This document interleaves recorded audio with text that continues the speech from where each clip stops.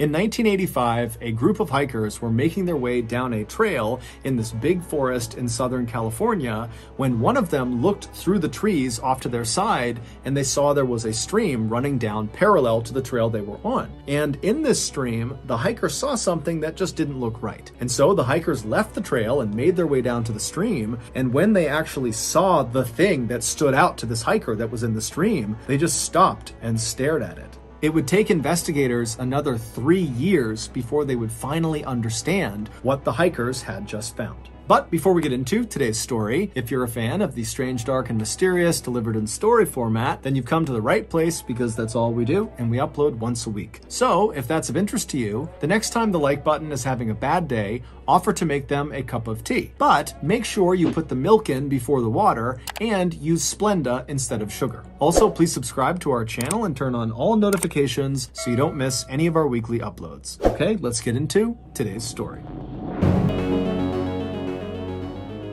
In 1985, 17-year-old Michelle Avila, who just went by the nickname Missy, was a high school junior living in the working-class town of Arleta, California, which is located just north of Los Angeles, California. Despite Missy being very physically small, she was under 5 feet tall and barely weighed 95 pounds, she had a big presence about her, and it made her very popular at her school. Not only was she incredibly beautiful, with boys and girls falling over themselves to try to win her affection, but also Missy was just very kind and gentle and didn't seem to take herself very seriously. But life for Missy was not all perfect. A year earlier, during her sophomore year, a nasty rumor had been spread around Missy's high school that Missy had apparently been sleeping with all of these boys who were in established relationships with girls in the school. And even though this rumor was a total lie, by the time the rumor reached the girlfriends of these boys that Missy had apparently slept with,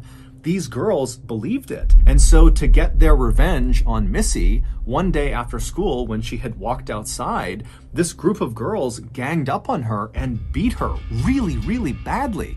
In fact, the beating was so severe that when Missy came home, her family immediately pressed charges on the girl that seemed to kind of lead the attack. Her name was Sonia Bond. But despite Missy and her family immediately filing these charges, the case dragged for months and months and months. But finally, by October 1st, 1985, so at the beginning of Missy's junior year, Missy was within a week of actually going to court and taking the stand and testifying against Sonia. And while Missy was certainly nervous about going to court and testifying, she knew deep down she was making the right decision. On October 1st, so a week before Missy is set to testify, Missy came home from school and she told her mom that she had plans that afternoon to go hang out with her friends. This was fairly routine for Missy, who had a big circle of friends, and so her mother, Irene, told her that was totally fine, but you gotta be home by 6 p.m. Missy agreed, and then just a couple of minutes later, a 17-year-old girl named Laura Doyle, who was very close with Missy,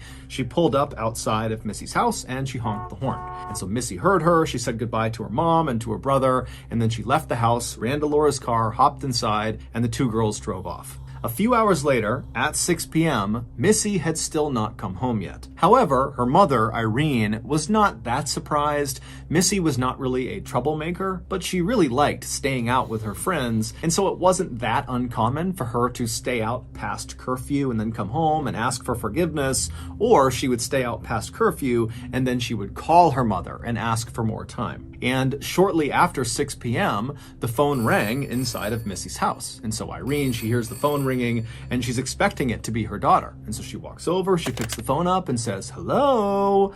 But it's not her daughter. It's another young girl's voice. It's Laura's voice, the girl who had picked Missy up after school to go hang out with friends. And before Irene could ask Laura why she was calling, Laura kind of awkwardly asked Irene, "Hey, is Missy home?" And Irene would say, "Laura, she left with you. Isn't she with you?" "No, she's not here. She's running late. Why? What's going on?" After Irene said this, Laura began to panic, and then she proceeded to tell Irene what happened that afternoon while she was out with her daughter. She said after she picked Missy up, the two of them just kind of drove around town, which they did all the time, and then at some point they made their way over to Stonehurst Park, where Missy and Laura and a bunch of their friends would often go and hang out. And so they drove over to Stonehurst, they made their way into the parking lot, and as soon as they were in there, Laura began looking around for other cars that she recognized to see if maybe their friends were there. But after looking around, she didn't recognize any of the cars, and so Laura just reflexively began turning the car around to leave the park. But as she was doing that, Missy stopped her and said, "Wait a minute,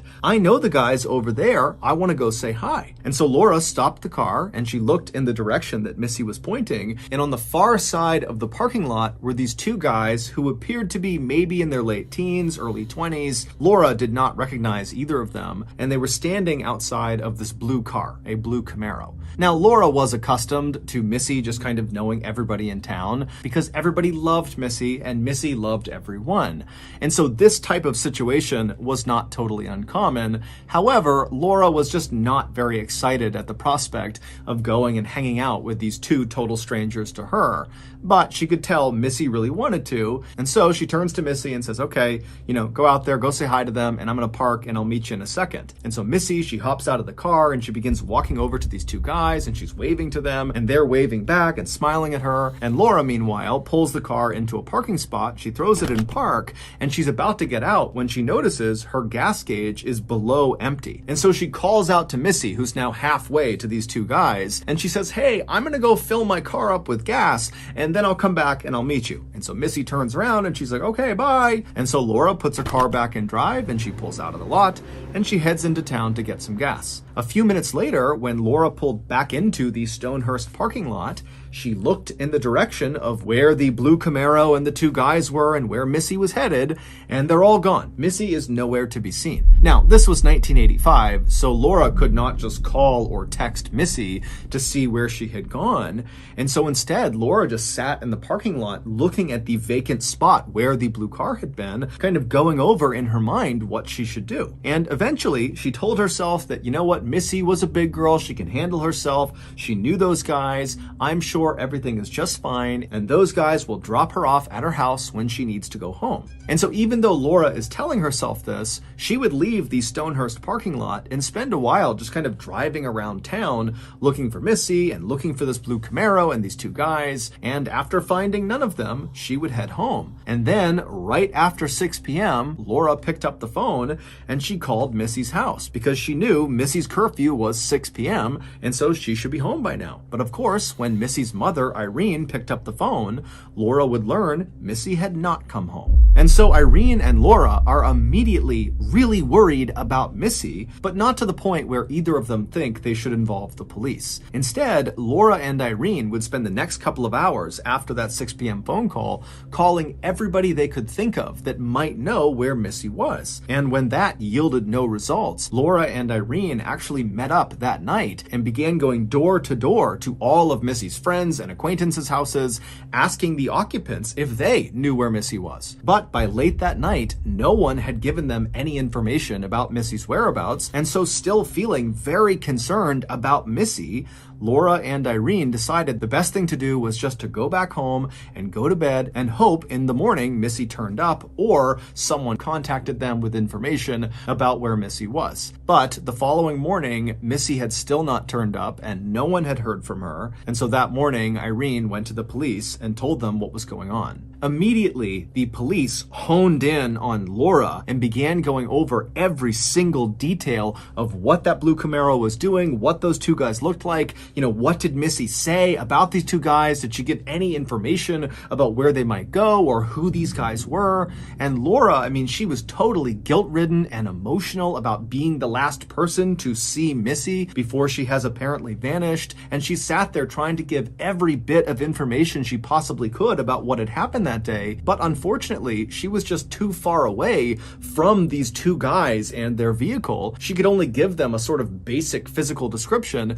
which Laura even admitted was not very accurate because it was really far away, and frankly, she wasn't looking that hard. And so after getting all the information they possibly could from both Laura and Irene, the police launched a very extensive search all over Arleta, California, and the surrounding areas. And while they were doing that, Irene and other members of Missy's Missy's family, along with Laura and other close friends of Missy's, began their own search. But after a couple of days, neither the professional search nor the amateur search had turned up any new information about Missy's whereabouts or the whereabouts of those two guys and their blue Camaro. But then on October 4th, just 3 days after Missy went missing, Missy would be found.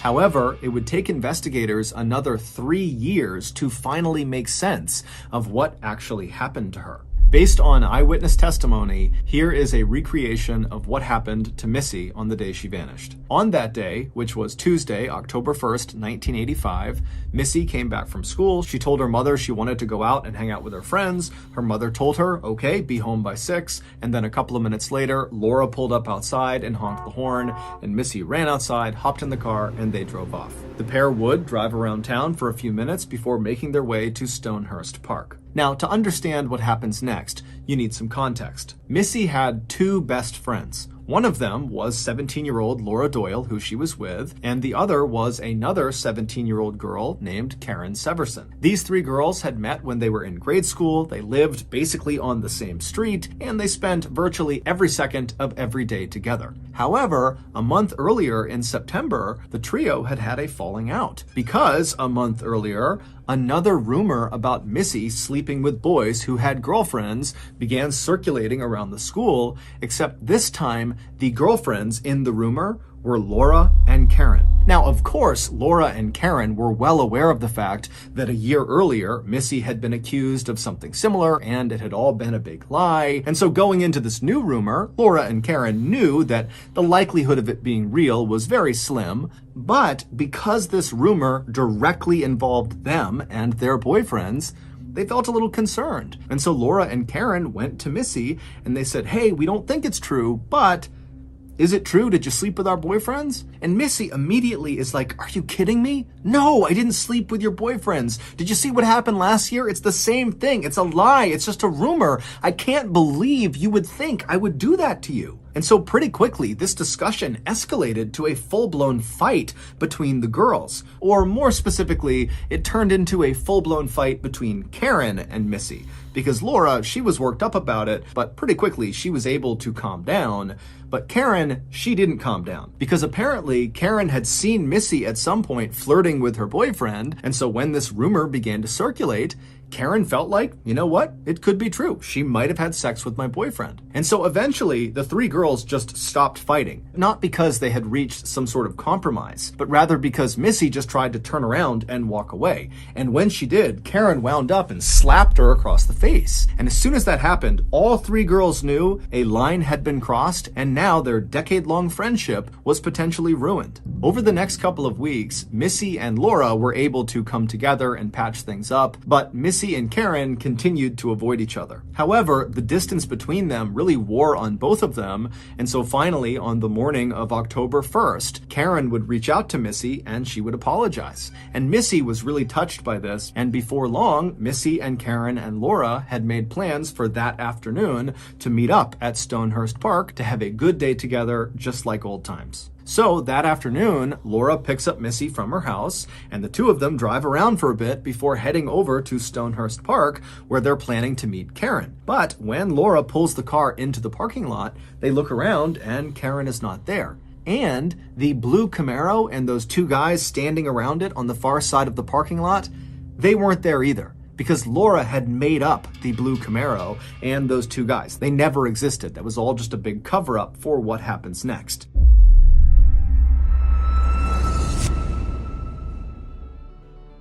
A few years ago, I was told that my anger issues were actually tied to something much bigger. I was depressed. But despite agreeing with this conclusion, it was still really difficult for me to go out and get help. I just felt really uncomfortable at the notion of walking into some doctor's office and telling some stranger about my feelings that I didn't even understand. But with the encouragement of my family and friends, I did seek out a therapist, and honestly, it saved my life. So if you have a lot on your mind right now, but you've put it off because it's too uncomfortable to go out and get help, then today's video sponsor, BetterHelp, is for you. BetterHelp is a highly reviewed online therapy platform, which means you don't ever have to walk into the doctor's office and have some super intense in-person conversation about your feelings. Instead, you can get the help you need from the comfort of your own home. On BetterHelp, all 20,000 plus therapists, without exception, are licensed, trained, experienced, and accredited psychologists, marriage and family therapists, clinical social workers, or licensed professional counselors. They also all have a master's degree or doctorate degree in their field, and they possess at least 3 years and 1,000 hours of hands-on experience. Therapy really does work, and BetterHelp is the most accessible, affordable, and convenient therapy option out there. Visit betterhelp.com/Mr. Ballin. That's better, H-E-L-P, and join the over 2 million people who are taking charge of their mental health with the help of an experienced professional. Special offer for you, get 10% off your first month when you go to betterhelp.com/Mr. Ballin.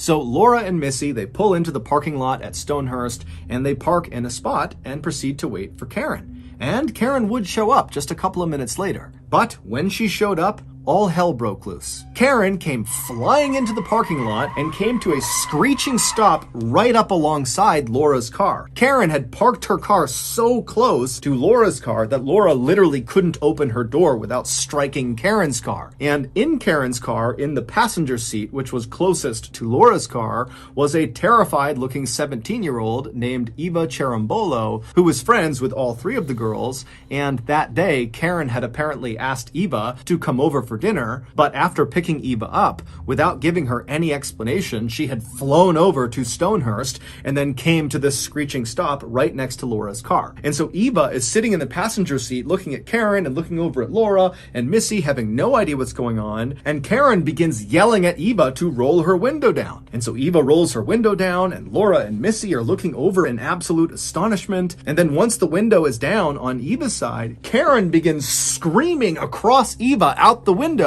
at the car that Laura and Missy are in. And so Laura and Missy exchange totally confused looks, and then Laura rolls her window down, and suddenly Laura and Missy can hear what Karen is yelling. And Karen is hurling the most vile and horrible insults at Laura, not at Missy. It takes Laura a second to realize what Karen is yelling about, but once she realizes that Karen is just ruthlessly insulting her, Laura just turns and begins hurling insults back at Karen. And so the whole time, Laura and Karen are just screaming at each other. Missy and Eva are just sitting in their respective passenger seats, having no clue what's going on. And just as quickly as Karen had arrived and begun screaming at Laura, Karen put her car back in drive and sped right out of the parking lot. And Laura, at this point, is totally incensed and enraged at Karen for some of the things she had said. And so Laura fired up her car, threw it in drive, and before Missy could tell her otherwise, Laura had sped out of the parking lot after Karen. And for the next 45 minutes, Karen and Laura drove like absolute maniacs north of the city up into the mountains, where the whole time they're driving, Karen is swerving side to side, and she's speeding along these desolate roads, and Laura would speed up and get right on her bumper, like she was experiencing this extreme case of road rage. Now, for the first few minutes of this, both Missy and Eva were desperately trying to get their drivers to calm down and just pull over. Whatever you're fighting about, it's not worth crashing and dying over. But little did Missy or Eva know, there was something much, much bigger going on between Laura and Karen. And so their requests to stop the cars fell on deaf ears. Finally, after this 45-minute white-knuckle insane drive along these mountain roads came to an end when the road they were on kind of funneled them into this dirt parking lot in the middle of this huge forest. And as soon as they reached this parking lot, Karen came to a stop, and Laura narrowly avoided smashing into her and came to a stop right next to her. And as soon as the two cars were stopped, both drivers hopped out and were immediately in each other's faces, shoving each other, screaming at each other, just continuing this awful fight. Eva just stayed in the passenger seat and did nothing. She was just hoping that whatever was going on would eventually end and they could leave. But Missy, she's looking out there at her two best friends who seem like they're about to kill each other. And so Missy decides she's going to get out and try to separate them. And so she begins to open her car door door, and the second she does, both Karen and Laura, who were maybe 5 or 6 feet away from her car door, they both immediately stopped fighting. It was like a switch had been thrown, and whatever was going on had come to a complete and total stop. And at the same time they have suddenly stopped fighting, both girls simultaneously turn and look at Missy. And before Missy could say or do anything, Karen and Laura ran over and positioned themselves right outside of Missy's door. So Missy could no longer shut the door, and Missy could not get out of the car. She was totally trapped. And as soon as Karen was in position right outside of the car, Karen kind of got down and got right in Missy's face, and with a very menacing and hissing voice, she looks at Missy and says, "You know, this whole thing was a joke. Me and Laura, we weren't actually fighting. We're not mad at each other, but we are mad at someone.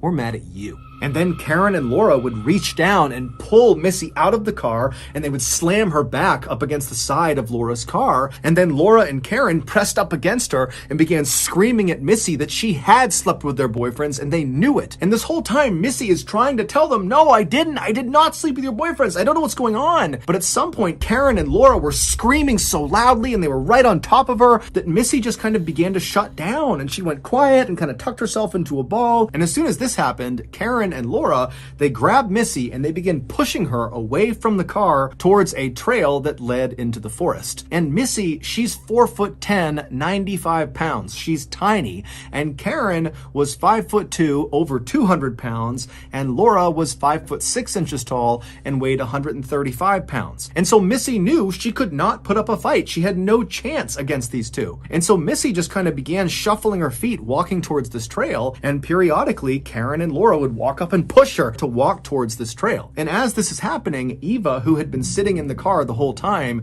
she finally got out and kind of walked up behind the group, but didn't participate. She just walked along behind them. And so after a couple of minutes, Karen and Laura had managed to push Missy all the way to the actual start of the trail, this narrow trail that left the parking lot. And at that point, Laura walked around Missy, so she was in front of her, and Karen stayed behind Missy. And the two girls ordered Missy to keep following them into the woods. And Missy did not put up a fight. She just put her head down and continued walking along the trail behind Laura, with Karen behind her, periodically pushing her. And then several steps behind Karen was Eva, who just continued to do nothing. After the girls had walked for a little while on this trail and were out of sight of the parking lot, Laura came to an abrupt stop, and she turned around to face Missy. And by this point, Missy was genuinely terrified. She was crying, she had her head down, and she was just hoping that her captors were going to let her go. But once they stopped and Missy looked up at Laura, Laura wound up and decked Missy right in the face. And as soon as she hit Missy, Karen immediately jumped in. And before long, Missy was on the ground getting punched and kicked and stomped on by Laura and Karen. And again, Eva just stood there watching, doing nothing. Eventually, Laura and Karen would stop beating Missy. And at that point, Laura would pull out a knife, and she would reach down and she would grab Missy's hair, and she began hacking it off. Missy was not a vain person, but she loved her hair. It had to be perfect anywhere she went. It was her prized possession, and Laura and Karen knew it. And so Laura, she begins hacking off the hair with her knife, and Karen, who wanted to get involved but didn't have a knife, just began grabbing Missy's hair and ripping it out with her fists. Finally, after much of Missy's hair had been hacked off of her head, Laura and Karen stopped and just stood up and looked down at Missy, who was now in the fetal position, just crying to herself. But Laura and Karen were not done. At this point, they got out restraints and they tied Missy's hands behind her back and they gagged her mouth. And again, Eva did nothing. Once Missy was completely restrained, Laura got up and began walking towards a nearby stream that was about 10 feet away from them down a hill. And so Laura gets down to the stream, she wades in about halfway where the water comes up about 8 inches on her leg, and then she turns around and she looks up the hill at Missy and Karen and Eva, who's off to the side. And Laura, while staring directly at Missy, she reaches down and begins running her fingers through the water and says to Missy, "Why don't you come down and get in the water with me?" When Missy didn't move, Karen, who was standing next to her, hauled her up and then pushed her down the hill. And Missy doesn't have the ability to brace her fall because her hands are bound, and so she slams down on her face and she rolls down to the edge of the water, and there she stops. And before Missy can get up, Karen and Laura had descended on her. They'd grabbed her by the shoulders and they began dragging her out into the water. And so Eva, who's watching this happen, again does nothing and just turns around and begins running down the trail back towards the cars. When she gets to the cars, she discovers they are both locked, so she can't go anywhere, and she was too far away from anywhere to walk, and so her only choice was just to go back down the trail to where her friends were. And so Eva goes back to this trail and she begins walking in the direction of the stream, and as she's walking, before she can see any of the girls, she hears a terrifying, blood-curdling scream coming from somewhere deep in the forest. And Eva was so terrified that she stopped where she was, she turned around, and she ran back to the cars. Eva would sit down on the ground between the two cars, and she would begin to rock back and forth. After nearly an hour of doing that, Karen and Laura suddenly emerged from the trailhead, soaking wet and laughing. Missy was not with them. After Eva had turned around and run away from the stream to go back to the cars the first time, Laura and Karen had grabbed Missy, dragged her into the water, and laid her on her stomach in the 8 inches of water. And so Missy is trying desperately to keep her head out of the water, but Laura comes around and grabs her legs and presses them into the water, and then Karen comes around and grabs the back of Missy's head and forces her head down into the water. Missy would start fighting for her life, trying to wriggle her way out of the water, and at some point she would manage to get out from under their grasp, and as soon as her head cleared the water, she took in a big breath and then let out that piercing, horrifying scream that Eva heard as she was walking back down the trail, which scared her and caused her to run away again. And after Missy let out that primal scream, Karen readjusted her grip and pressed her head back into the water. Missy would continue to squirm and fight against Karen and Laura, and periodically she'd get her head up out of the water just enough to get a little gulp of air, and then she'd choke down a bunch of water and have her head pushed down into the water again. Until finally, Missy's strength just started to ebb. And when Karen and Laura sensed that Missy was on the verge of death and she was very weak, they seized the opportunity and they leapt off of her just long enough to run over to the side of the stream where there was this big, heavy log, which investigators would later determine weighed over 100 pounds. So it weighed more than Missy, and Karen and Laura, they'd pick this log up, they'd walk back into the stream, and they dropped the log directly on the back of Missy's head, forcing it down into the water permanently. A few minutes after drowning Missy in the stream, Karen and Laura walked out of the trail, they got into their cars, Eva climbed into Laura's car, and the girls just left the parking lot and drove back home, leaving Missy in the woods.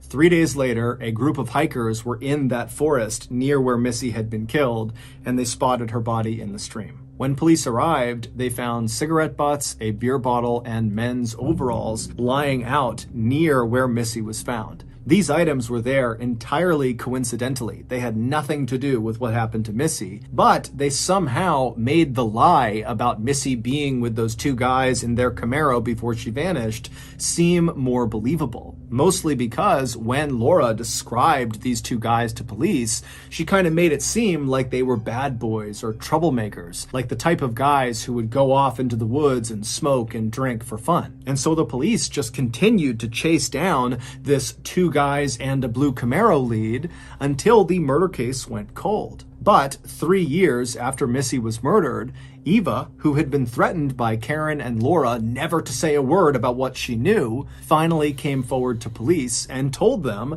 that Karen and Laura had killed Missy. When Karen, Laura, and Missy became teenagers, Missy really blossomed into this beautiful young woman who everybody seemed to adore. Meanwhile, Laura and Karen had the opposite experience. They felt awkward in their bodies and felt like no one really liked them. And so in time, they became very jealous of Missy, and that jealousy turned into resentment, and that resentment turned into hatred. And so in 1984, it was Karen and Laura who started that rumor about Missy sleeping with all these boys who had girlfriends. And that lie would get Missy attacked and beat up really badly. But that wasn't enough for Karen and Laura. They felt like Missy deserved worse. And so the following year, in September of 1985, Laura and Karen decided to kill Missy.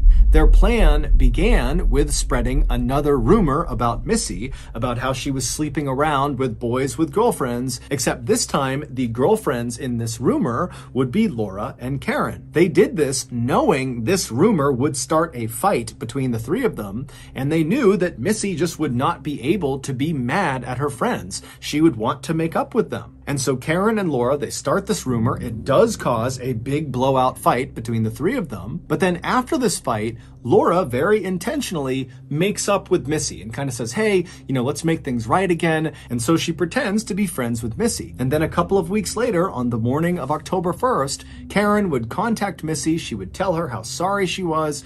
And she asked her, hey, do you want to get together today, all three of us, just like old times? And Missy fell right into their trap because she was so excited at the prospect of getting to spend time with her two best friends who she really did love.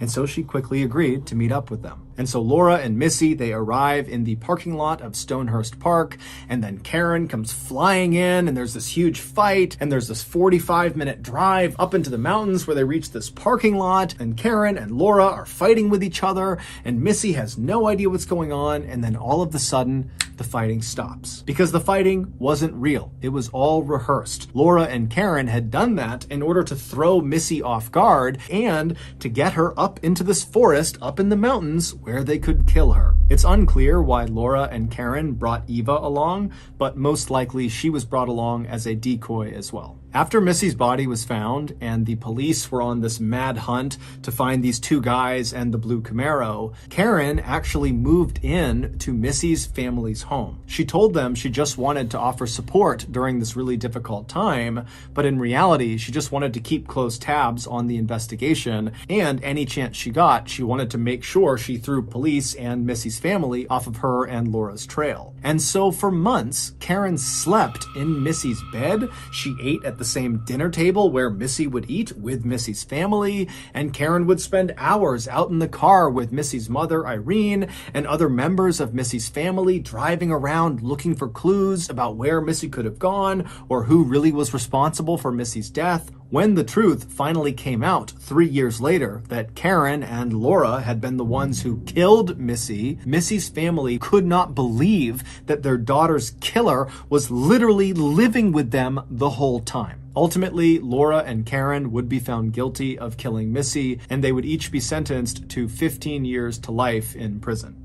Karen Severson was paroled in December of 2011, and Laura Doyle was paroled a year later in December of 2012. So that's going to do it. If you got something out of today's episode and you haven't done this already, the next time the like button is having a bad day, offer to make them a cup of tea. But put the milk in before the water and use Splenda instead of sugar. Also, please subscribe to our channel and turn on all notifications so you don't miss any of our weekly uploads. We now have a podcast called the Mr. Ballin Podcast, and we upload twice a week, once on Monday and once on Thursday. Mondays are brand new podcast exclusives, and Thursdays are remasters of our best YouTube videos. It's called the Mr. Ballin Podcast, and you can find it on YouTube, Spotify, Apple Podcasts, Amazon, Google, basically anywhere you find podcasts, you can find this one. We now have a registered 501c3 charitable organization called the Mr. Ballin Foundation that makes it as easy as possible for you to join me, my family, and my team in supporting those whose lives have been most impacted by violent and heinous crimes. Monthly donors to the Mr. Ballin Foundation Honor Them Society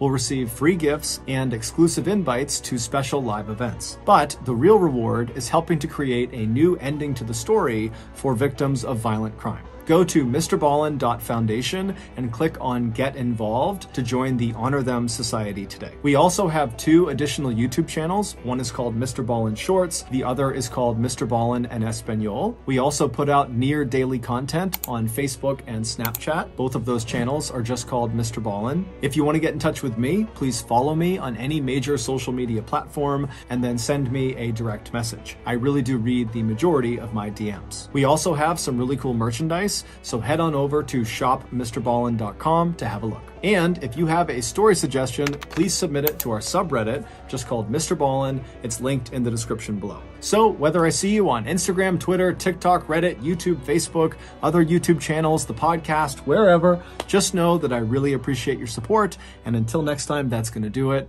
See ya.